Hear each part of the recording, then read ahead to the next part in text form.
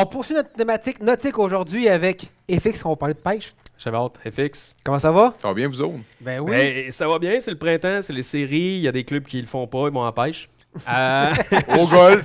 Ils jouent au golf, beau lien. comme mettons Toronto. Ah ouais, tabarouette. Je voulais savoir, FX, est-ce que c'est débuté la pêche ici dans Charlevoix? Absolument. Depuis le 26 avril dernier. T'en as pris combien à date, là? J'ai pas été à la pêche encore. Hey, jusqu'à j'aurais Hein? aimé ça, une bonne histoire de pêche en Non, commençant. c'est ça. maintenant. On va écouter toi la semaine prochaine.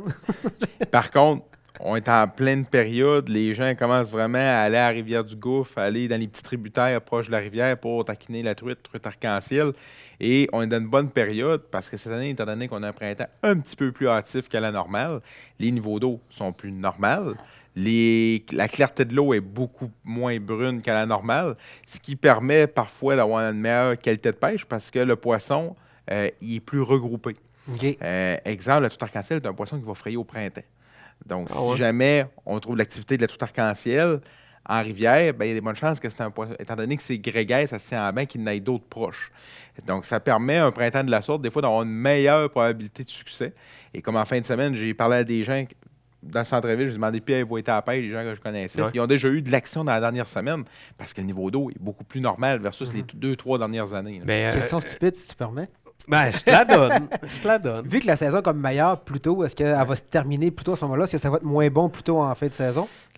L'essentiel en rivière, c'est le niveau de l'eau. OK. Exemple, peu importe s'il pleut durant l'été et que le niveau d'eau reste bon, le taux d'oxygène reste bon dans l'eau, le poisson va continuer à mordre, puis le poisson aussi va continuer à bouger énormément. Il va être en chasse. Puis après ça, il va aussi aller pour la période de frais pour la truite mouchetée, par exemple. Mais si on prend une été de canicule comme en 2021, qui n'avait pas beaucoup plu, avec un printemps hâtif, Fait du en bien, plus, ça. Hein? ça fait un niveau d'eau très bas Oh. et les probabilités de succès sont très faibles. Est-ce qu'ils grossissent plus vite à ce moment-là? S'ils sont plus vigoureux, il y a plus d'eau, plus d'oxygène? Ben, ça prend la nourriture. Donc là, si on a une été pluvieuse, ça va souvent amener des sédiments, sources de nourriture aussi dans l'eau, des insectes, des larves, des éclosions, des éphémères. Ça va donner plus de chances aussi que le poisson soit en chasse.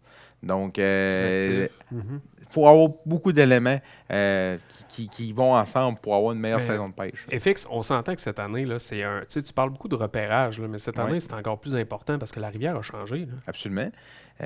Aussi les tributaires, Rivière-des-Morts, Rivière-du-Bras-du-Nord-Ouest, même tous les autres petits ruisseaux T'as raison, il y a environnants. plus d'actions dans les tributaires qu'il n'y en a jamais eu. Ben, parce que premièrement, les rivières ont changé. Ouais. C'est sûr, du côté de la Rivière-du-Bras, il y a eu beaucoup de bouleversements depuis 2008. Il y avait eu beaucoup de crues qui avaient fait en sorte que les secteurs avaient changé Ouais. déjà. Mais là, avec les inondations de l'année dernière, ça a changé encore plus. Donc, il y a des fois, il n'y a pas beaucoup d'eau à certains endroits. Il y a des endroits où il y a des fosses carrément, comme Des un nouvelles bassin, fosses, ça, ouais. qui peuvent être pertinents de cibler pour la truite mouchetée et la truite arc-en-ciel. Ouais. Au niveau du saumon, certaines fosses répertoriées ne le Il sont n'existe plus. plus. Hein? On peut en parler aux plaisanciers, ceux qui se baignent dans la rivière ou ceux même qui font du kayak. Les fosses ont changé. Ah Tu sais, oui. la profondeur a changé, les trous d'eau ont changé. Les Donc, roches ont c'est- bougé. Oui, les roches ont bougé. Donc, au niveau des stations de repos du poisson pour monter en rivière, ne sont pas les mêmes. Mais ça rend. Les zones de frais ne sont pas les mêmes, Ouais. mais les sources de nourriture, les zones de nourriture ne sont pas les mêmes. Mais ça rend. En tout cas, la pêche un peu plus excitante. Tu sais, il y en a, Ouais. là, des vieux de la vieille qui allaient au même spot. Ouais. Puis, tu sais, on Ouais. entend des Ah oui. histoires. Moi, je vais là, puis là, je tire Ouais. à telle heure. Puis Ouais.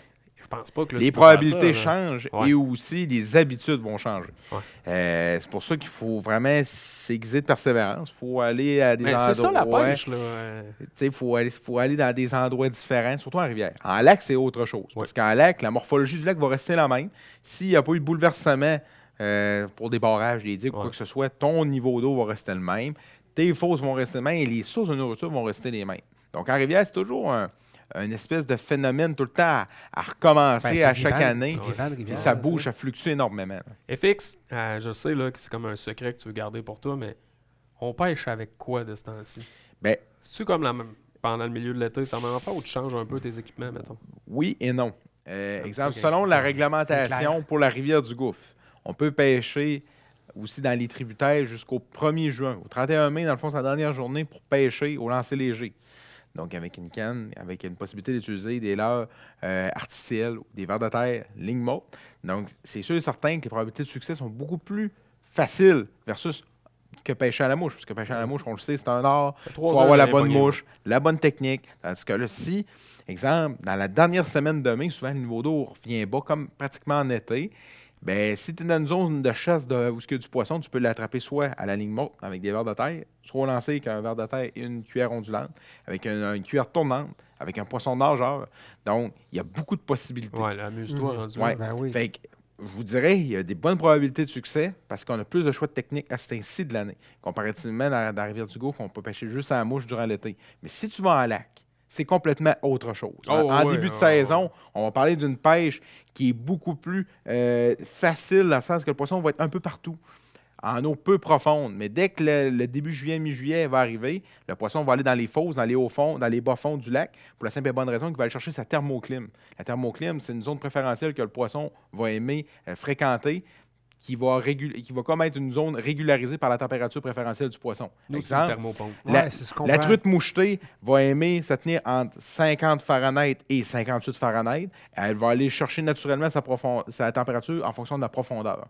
Tandis qu'au printemps, l'eau est à 50 Fahrenheit partout. Donc, elle va se promener. Ça va être beaucoup plus facile d'aller chercher un poisson. Là. Puis encore une fois, le leurre, on se tient dans la couleur bleue, j'imagine, si on va dans... En début de saison, le rouge peut être très bon en surface. Si on pêche dans des bas-fonds, on peut aller chercher des fois des structures, des talus. J'aime varier ma vitesse avec un moteur électrique, exemple en lac, avec des cuillères, que ce soit doré ou argent, mais avec des combinaisons de couleurs comme du rose, du jaune, du bleu. Le jaune au printemps, ça marche. Le rouge, ouais, c'est ça. Il faut y aller avec... Le bleu au printemps, c'est pas bon. Quand il pleut, une cuillère noire. Pour un contraste de couleur avec les nuages, effectivement, ça peut être très approprié. Et au niveau des rivières, par exemple, un petit poisson nageur, une cuillère tournante, ça peut faire le succès aussi. Dans le fond, tu arrêtes de me dire, essaye-en plusieurs, puis il y en a une dans le tas qui devrait marcher. Un coffre à pêche comme un coffre à outils. Souvent, les gens, j'ai été conseillé dans le passé, dans une boutique de chasse à pêche, et les gens, souvent arrivaient avec un budget, ils disaient, je vais acheter ça. C'est pas la bonne chose à faire. Il faut diversifier son coffre pour tous les types de situations possibles, que ce soit du début, du milieu, fin de saison. C'est ça qui est le plus essentiel. La dernière question. Oui. Je te laisse, vas-y. À toi l'honneur. FX, quand est-ce que tu nous amènes pêcher? Trouvez-moi du temps, ça va me faire plaisir.